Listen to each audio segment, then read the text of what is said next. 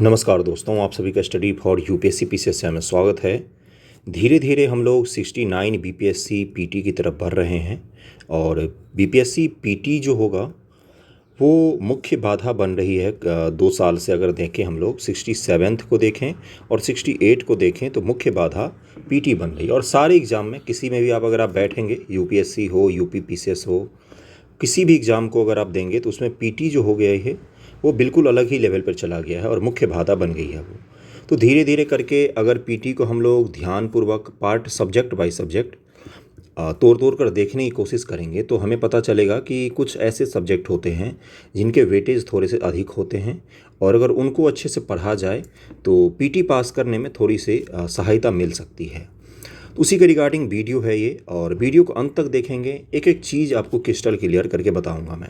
एक भी मिनट आपका बर्बाद नहीं होगा, नॉट अ सिंगल सेकंड, एक भी सेकंड आपका बर्बाद नहीं होता है। वीडियो को अंत तक देखा कीजिए। क्या आज हम लोग बात करने हैं, सबसे मुख्य रूप से बहुत सारे बच्चों के मैसेज आते हैं इंस्टाग्राम और टेलीग्राम पर। तो देखिए, बहुत सारों का मैं रिप्लाई देर से दे पाता हूँ, इसके लिए भी मैं क्षमा चाहता हूँ। तुरंत मैं रिप्लाई नहीं दे सकता, सोचिए पूरा दिन ही मेरा रिप्लाई देने में ही चला जाएगा। इसलिए एक बार सुबह या शाम में बैठकर मैं लगभग मैं सभी मैसेज का रिप्लाई कर देता हूँ। ये आपको थोड़ा सा समझना पड़ेगा। ओके, आप भी मुझसे पूछ सकते हैं, आईडी दिया रहता है डिस्क्रिप्शन में, वहाँ पर आप मैसेज कर सकते हैं।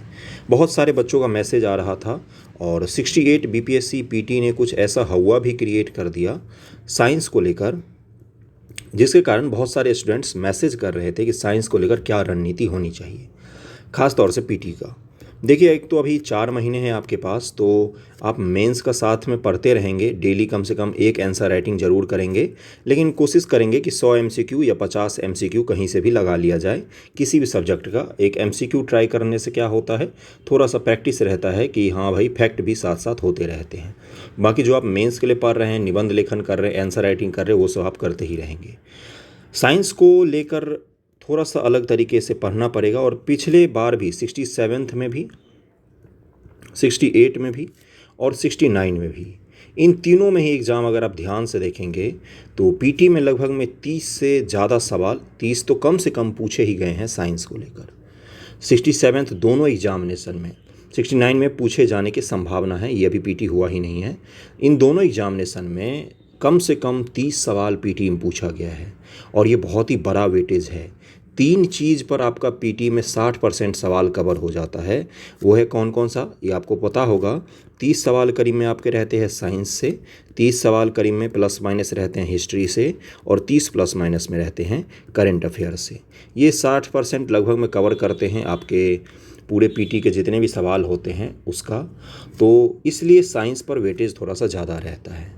और एक समस्या आती है, मैं सिर्फ समस्या नहीं गिनाऊंगा, अभी सवालों को भी हम लोग देखेंगे। उसके जो नेचर में चेंज आई है, सवालों के नेचर में थोड़ा सा परिवर्तन आया है, उसको भी समझने की कोशिश करेंगे। फिर बुक और सिलेबस सब कुछ मैं बताऊंगा, कहाँ से पढ़ना चाहिए, क्या रणनीति सटीक होना चाहिए, सब कुछ आपको मिलेगा। वीडियो को बस अंत तक देखिएगा। एक और कारण है जिसके कारण से साइंस को लेकर थोड़ा सा परेशान रहते हैं, जो बच्चे साइंस बैकग्राउंड से नहीं हैं उनके लिए काफ़ी ज़्यादा मुश्किल हो जाता है साइंस के सवालों को हल करना। और देखिए, पहले भी मैं एक चीज़ बता देता हूँ, 67 हो 68 हो, सब में सवाल जो साइंस के पूछे गए हैं, इन दोनों के प्रकृति बिल्कुल ही अलग अलग है। 67 तक जो सवाल पूछे गए, सोर्स एक ही है। सोर्स अगर मैं बात करूँ तो एनसीईआरटी से ही 67 में भी पूछा गया था, 66वीं में भी पूछा गया था, 65वीं में भी पूछा गया था, 68 में भी एनसीईआरटी से ही पूछा गया है।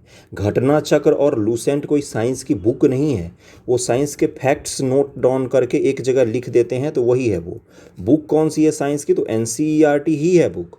सोर्स तो एक ही है, लेकिन सवाल का नेचर थोड़ा सा बदल गया है। मैं बताता हूँ कैसे चेंज हुआ है। सवाल पहले देख लेंगे, एक एक चीज़ को जब हम बारीकी से डिस्कस करेंगे ना तो वो आपका क्लियर हो जाएगा और आपको पता चल जाएगा हाँ, इस डायरेक्शन में पढ़ना है। भले ही आप किसी भी बैकग्राउंड से आते हैं, साइंस बैकग्राउंड से या आर्ट बैकग्राउंड से, कॉमर्स से, किसी से भी आएंगे, आपको मदद मिलेगी। क्या है भाई, सवाल किस तरह के पूछे गए थे अगर मैं आपको दिखाऊँ, देखिए क्या लिखा हुआ है। जैसे ये सवाल है, सबसे पहली चीज़ निगेटिव मार्किंग होगा, तो इसलिए अंधा होकर कुछ भी नहीं मार देना है। पहले आप 150 के 150 रंग के आ जाते थे, नो मैटर कि आपको साइंस आता है नहीं आता है, मार दिया। जय माता जी रॉक्स, मार दिया CD, ऐसे नहीं करना है। ठीक ना। ये एग्ज़ाम बिल्कुल बदल गया है। 1/3 आपका निगेटिव मार्किंग होगा। अगर सवाल को गलत आपने टच भी किया तो रिस्क होगा उसमें, आपका 1/3 झट से माइनस हो जाएगा अगर गलत हुआ एक भी सवाल तो। ये चीज़ क्लियर रहना चाहिए। 3 सवाल अगर आपका गलत हुआ तो एक सही सवाल को खा जाएगा वो, समझ रहे ना। तो इसलिए साइंस को सवालों को अगर नहीं आता हो छोड़ दीजिएगा। 120 सवाल है रहते हैं पेपर में, इनको छोड़ने के बाद 150 में से, उसमें से आप अंक ला सकते हैं। अंक आपको 100 के करीब में ही लाना है। जनरल बच्चों की मैं बात कर रहा हूँ। 1/3 जब आ जाएगा निगेटिव मार्किंग तो 100 के आसपास भी कट ऑफ नहीं जाने की उम्मीद है। तो 100 भी अंक अगर आप ले आएंगे तो सिक्योर हो जाएगा। 120 सवाल आपके लिए बच जाएंगे अगर पूरी साइंस को छोड़ दिया तो भी।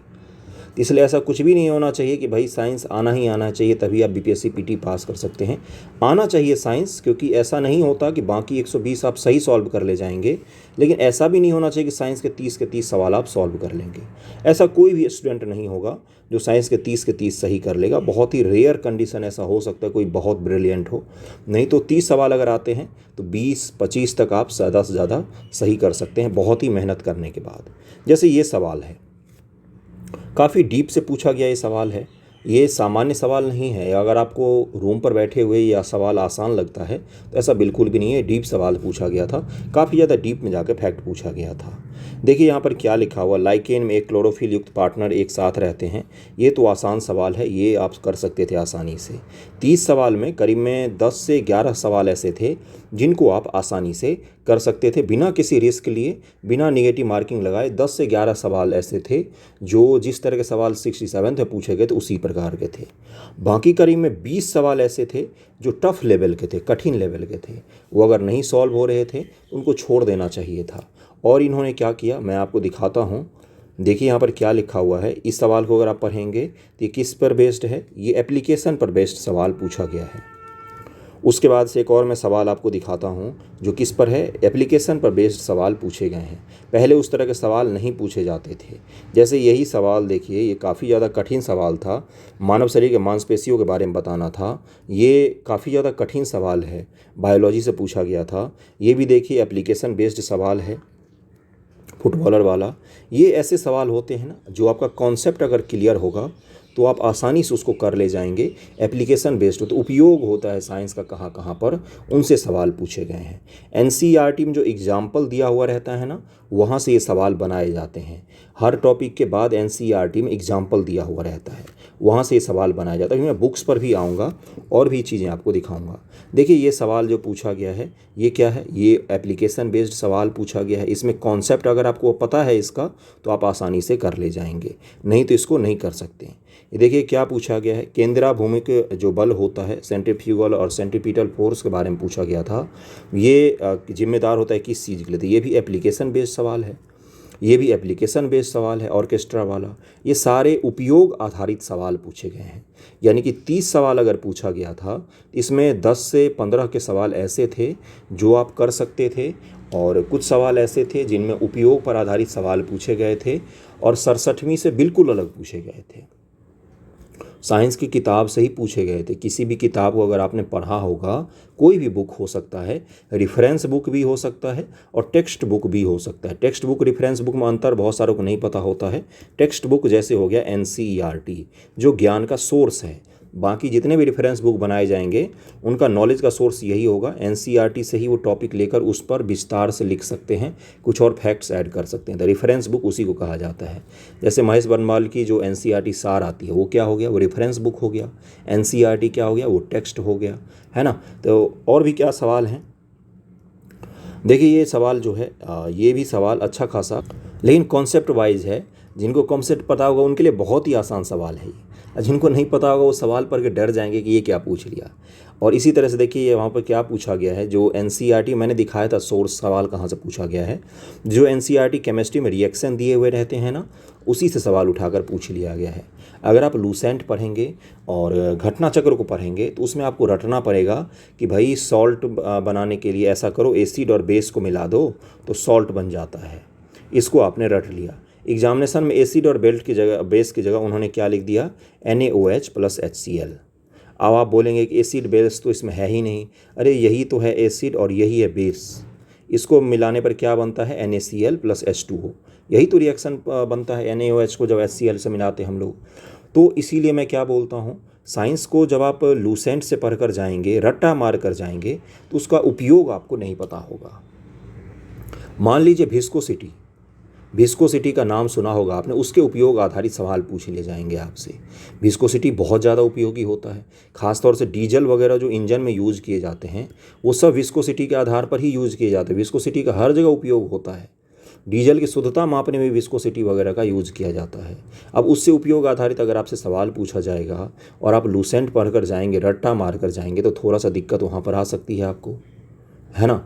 इसलिए सबसे मुख्य चीज़ क्या होता है कि सबसे पहले किसको पढ़ना है, जो मैंने बताया था। अभी तो देखिए, अभी के लिए मैं बताऊंगा, एग्जामिनेशन का बहुत कम समय रह गया है, तो इसके रिगार्डिंग भी मैं बताऊंगा आपको। लेकिन जो लोग 12 फरवरी के बाद से ही मेरे साथ तैयारी कर रहे हैं, उनको मैंने बताया था कि 6ठी से 12वीं तक का अगर आपने NCERT पढ़ के नोट्स बना लिया, साइंस की मैं बात कर रहा हूँ, साइंस के 6ठी से 12वीं तक का। 12th का जब मैंने NCERT बोला था तो बहुत सारे बच्चे नाराज़ हो गए थे कि 12th की NCERT कैसे पढ़ सकते, उसमें तो फिजिक्स, केमिस्ट्री और बायोलॉजी ये तो अलग अलग सब्जेक्ट हो जाता है। 12th और 11th की NCERT से 7 से 8 सवाल पूछे गए हैं 68वीं BPSC में। जब मैंने बताया था कि सवाल कहाँ से पूछे गए हैं 68वीं BPSC PT में, तो मैंने दिखाया था कि 11th और 12th के डायोड चैप्टर, इलेक्ट्रिसिटी चैप्टर और मानव जो शरीर विज्ञान होता है उससे जुड़े हुए चैप्टर से धड़ल्ले से उठा कर सवाल 11th-12th से पूछे गए हैं। आयोग अब क्या कर रहा है, डीप जाकर सवालों को खोद कर निकाल रहा है कॉन्सेप्ट, और वहाँ से सवाल पूछ रहा है। इसलिए मैं कह रहा हूँ ये चीज़ कि 11th और 12th का थ्योरी पोर्शन आपको पढ़ना है। कोई आपको मैं न्यूमेरिकल सॉल्व करने को नहीं बोल रहा हूँ कि फिजिक्स के इक्वेशन को ड्राइव कीजिए वहाँ पर बैठकर, केमिस्ट्री के इक्वेशन को आप बिल्कुल बैलेंस करना सीख रहे हैं, ये सब नहीं करना है।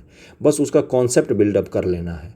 अगर आपने कहीं पर कोचिंग में साइंस पढ़ा है तो बहुत ही चीज़ है, जिन लोगों ने नहीं पढ़ा है उन पर भी हम लोग आएंगे।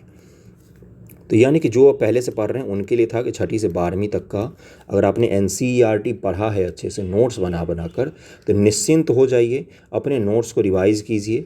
और फिर NCERT MCQ जो हम लोग शुरू करेंगे कुछ दिनों में, या अगर आपने बुक ले लिया है तो डेली उससे 100 MCQ लगाना शुरू कर दीजिए। धीरे करके 1-2 बार रिवाइज़ करेंगे तो आपका साइंस कंप्लीट हो जाता है। बोनस के पार्ट के हिस्से में आप क्या लगा सकते हैं, घटना चक्र लगा सकते हैं, MCQ बिल्कुल लगा सकते हैं, बिल्कुल कोई दिक्कत नहीं है। लूसेंट लगा सकते हैं, अगर आपको समय मिलता है उतना ज़्यादा तो लगा सकते हैं, बहुत ही अच्छा है। लेकिन सबसे प्रमुख क्या है, सबसे पहला स्टेप क्या होगा कि अगर आपने NCERT अभी भी नहीं पढ़ा तो कम से कम 11th और 12th के थ्योरी पोर्शन को तो कम से कम पढ़ लीजिएगा न्यू NCERT से। इतना तो करना ही चाहिए अगर अभी तक नहीं पढ़ा तो, नहीं तो बाकी मैं आगे बुक बताऊंगा, शॉर्टकट वाला भी बताऊंगा। इतना तो ज़रूर ही पढ़ना है, और NCERT MCQ तो ज़रूर ही लगाना है। बात 3 सवाल की है गुरु, 30 सवाल की है। 3 सवाल नहीं पूछे जाते हैं कि आप इग्नोर कर देंगे, 30 सवाल पूछे जाते हैं। जिसने साइंस, हिस्ट्री और करंट को कंप्लीट कर लिया अच्छे से, आधा से ज़्यादा PT तो उसका वैसे ही क्लियर हो जाता है। इसीलिए ये ज़रूरी है, और इसीलिए मैं बता भी रहा हूँ। मैं शॉर्टकट बताकर आपको बेवकूफ़ ज़रूर बना सकता हूँ कि भाई ऐसा करो, लूसेंट के सारे MCQ कर लो, तुम्हारा सिलेक्शन साइंस को लेकर हो जाएगा। ये मैं आपको बता दूंगा, आप भी खुश हो जाएंगे क्योंकि आपके मन की बात मैं बताऊंगा। लेकिन दरअसल में आपके साथ धोखा होगा, क्योंकि इससे नहीं हो पाएगा। जो लोग भी लूसेंट रट कर गए थे 68वीं, उनका क्या हालत हुआ है वो वही जानते होंगे। नहीं होता है सिलेक्शन, और 1/3 निगेटिव मार्किंग के साथ तो संभव ही नहीं है कि आप कोई बुक रट कर जाएँ और हो जाए आपका। कॉन्सेप्ट आधारित सवाल पूछे गए हैं, आपको मैंने दिखाया है। कॉन्सेप्ट आधारित पर ही क्या पूछा जाता है, कॉन्सेप्ट से क्या बिल्डअप होता है, एप्लीकेशन, उनका उपयोग क्या होगा। अब आप पढ़ के गए साउंड एनर्जी और उसका उपयोग आपसे पूछ लिया गया, तो आप फंस जाएंगे वहाँ पर। देखा ना, पिछली बार सवाल में पूछा गया है ना, लाइट पढ़ के गए थे सब लोग, लाइट पढ़ के गए थे, प्रतिबिंब आधारित सवाल पूछ लिया गया था, तो वहाँ पर फंस जाएंगे आप लोग। इसके लिए क्या क्लियर होना चाहिए, कॉन्सेप्ट क्लियर होना चाहिए। आपको ये पता होना चाहिए कि लाइट कैसे प्रतिबिंबित होती है, किन चीज़ों पर आभासी प्रतिबिंब बनता है, कहाँ पर रियल प्रतिबिंब बनता है। आभासी प्रतिबिंब का मतलब क्या होता है भाई, इमेजिनरी प्रतिबिंब का मतलब ये होता है कि उसको पर्दे पर दिखाया ही नहीं जा सकता, यही होता है इमेजिनरी प्रतिबिंब का मतलब। आज तक आपने केवल रटा होगा कि आभासी प्रतिबिंब बनता है जो दिखाई नहीं देता। क्यों नहीं दिखाई देता है, पर्दे पर उसको नहीं दिखाया जाता, इसीलिए उसको इमेजिनरी कहा जाता है। और जो रियल होता है उसको पर्दे पर दिखाया जा सकता है, उस प्रतिबिंब को। तो ये दोनों में अंतर। अब इस पर उपयोग पर आधारित एक सवाल पूछ लिया गया था, बहुत सारे लोग फंस गए। सवाल इस लेवल के भी कठिन रहते कि बहुत सारे, मैंने भी जब रूम पर उसको सॉल्व किया तो मेरे से भी बहुत सारे सवाल उसमें साइंस में गलत हो गए थे। कठिन सवाल रहते हैं, इसलिए मैं कह रहा हूँ। ओके, तो सबसे पहले मैंने क्या बोला है कि एनसीईआरटी अगर आपने पढ़ा है 6ठी से 12th तक का, तो ये तो सबसे बेस्ट था आपके लिए। अगर अभी तक नहीं पढ़ा है तो 4 महीने हैं, एटलीस्ट 11th और 12th का ज़रूर पढ़ लीजिए। उसके बाद से क्या करना है मैं बुक भी दिखाता हूँ। और अगर नहीं पढ़ाना है एनसीईआरटी तो दूसरी चीज़ पर आते हैं। लूसेंट और घटना चक्र वगैरह जो पढ़ रहे हैं आप पढ़ते रहिए, मुझे कोई उससे आपत्ति नहीं। उससे अगर आपको बेनिफिट मिलता है तो बहुत सही। जो एनसीईआरटी सार आता है, एनसीईआरटी सार की बुक आती है जिसमें एनसीईआरटी के सारे फैक्ट 6ठी से 12वीं तक के, अगर आपके फैक्ट रटने की कैपेबिलिटी है तो वन लाइनर बना बना के फैक्ट दिया हुआ रहता है। महेश बर्नवाल की बुक आती है, मैं दिखा देता हूँ अभी आपको, वहाँ से आप क्लियर कर सकते हैं इसको। और काफ़ी अच्छी बुक है, बहुत सारे सवाल उससे पूछे गए हैं, लेकिन वो तभी संभव हो पाता है जब आप उस पूरे बुक को अच्छे से तैयार करके जाएंगे और लगभग में हर फैक्ट आपको पता होना चाहिए या कॉन्सेप्ट पता होना चाहिए, तब आप उसको आसानी से आप कर सकते हैं। 6ठी से 12वीं तक का महेश बर्नवाल की बुक आती है एनसीईआरटी सार नाम से। बार बार मैं बुक पर वीडियो नहीं बनाऊंगा, ये बना रहा हूँ ताकि एक एक सब्जेक्ट को क्लियर करके बता दूँ मैं। अगला वीडियो अपना एनसीईआरटी एमसीक्यू का ही होगा। ओके, और उसके बाद कुछ भी आप पढ़ें सोर्स के रूप में, आप एनसीईआरटी पढ़ें, 1 मिनट रुक जाइए, एनसीईआरटी पढ़ें या फिर आप महेश बर्नवाल पढ़ें, लेकिन कम से कम एटलीस्ट एनसीईआरटी जो एमसीक्यू की बुक है उसको ज़रूर पढ़ना है, उसको ज़रूर लगाना है। उसके बाद ही लूसेंट एमसीक्यू या घटना चक्र एमसीक्यू या टेस्ट सीरीज, ये सब तो हम लोग लगाएंगे ही, लेकिन सबसे पहले इसको लगाना है। सबसे पहले इसको पढ़ने के बाद किसको लगाना है, इसको लगाना ही लगाना है, इसको नहीं छोड़ सकते हैं आप, इसको लगाना ही लगाना है। ओके, कहाँ से लगाना अब मैं वो दिखा देता हूँ। वीडियो ज़्यादा लंबा नहीं होगा क्योंकि अगला वीडियो अपना पढ़ने लिखने वाला होना चाहिए। ये देख लिया ना मैंने आपको क्या समझाया है, कि क्या समझाया मूल रूप से अभी तक जो मैंने बोला है उसको एक बार कंक्लूड कर दूँ। मूल रूप से सवाल कहाँ से पूछे जा रहे हैं, कॉन्सेप्ट और आपका एप्लीकेशन बेस्ड सवाल पूछे जा रहे हैं, जो रट्टा मारकर नहीं हो सकता है। ये साउंड पर सवाल आया हुआ है, दिखा देता हूँ मैं एक, ये साउंड पर सवाल आया हुआ है 7 नंबर, और इसका उपयुक्त में से एक से अधिक कई जगह बताया गया। ये कॉन्सेप्ट पर सवाल है, आप रट्टा मार के जाएंगे तो इस सवाल को नहीं हल कर पाएंगे, गलत हो जाएगा वहाँ पर। समझ में आ रहा है? इस सवाल को पढ़ेंगे, और इस सवाल को कॉन्सेप्ट पर आधारित पूछा गया था, 1 से 2 चीज़ रिलेट कर करके पूछा गया था। पिछली बार तो डी और ई ऑप्शन कंफ्यूज कर रहा था, इस बार 4 ही ऑप्शन रहेंगे, तो अब थोड़ी सी दिक्कत आपको कम होगी। तो कॉन्सेप्ट बिल्डअप करने के बाद ही आप एप्लीकेशन को समझ पाएंगे, और एप्लीकेशन बेस्ड सवाल पूछे जा रहे हैं। अब आते हैं बुक में, दिखा देता हूँ आप लोगों को। देखिए जैसे ये बुक है, क्या है ये, इसका 3य संस्करण आया है, 2022 में आया है। यही वाला लीजिएगा, लेटेस्ट संस्करण लीजिएगा। अगर 2021 में भी लिया था तो कोई दिक्कत नहीं, कई सारे लोग खरीदने दौड़ जाएंगे। जो आपके पास है अगर ऑलरेडी, ये देखिए दृष्टि की एनसीईआरटी एमसीक्यू की बुक है, एनसीईआरटी एमसीक्यू की बुक है सामान्य विज्ञान की। हम लोग भी चैनल पर इसको करेंगे, लेकिन अगर आपके पास बुक होगा तो आप खुद से कर सकते हैं, रिवीजन के लिए चैनल के वीडियो को यूज़ कर सकते हैं। अगर आप चैनल से ही पढ़ के रिवाइज भी करना चाहते हो तो वो भी मैं आपको उपलब्ध करवा दूंगा। अभी तो 4 महीने हैं, सारा कुछ कंप्लीट मिलेगा आपको चैनल पर एग्जामिनेशन से पहले। इसमें 6ठी से 12वीं तक के सवाल को व्याख्या सहित, एक्सप्लेनेशन बहुत ही ज़रूरी है इसका। अगर बिना एक्सप्लेनेशन पढ़े आप एमसीक्यू लगा रहे हैं अंधे जैसे, तो वो किसी काम का नहीं होगा। हर एक एक्सप्लेनेशन को पढ़ना है। 50 सवाल ही करेंगे, लेकिन 50 के एक्सप्लेनेशन से सब कुछ सीख कर आगे बढ़ेंगे। तो वो थोड़ा सा क्वालिटी पर फोकस करना है, क्वांटिटी पर फोकस नहीं करना है, क्वालिटी पर फोकस करना है। ओके, ये बुक आप यूज़ करेंगे एमसीक्यू के लिए। एक एमसीक्यू की बुक यही यूज़ करना है। अगर आप मुझसे बार बार पूछते हैं तो मैं तो यही रिकमेंड करूँगा।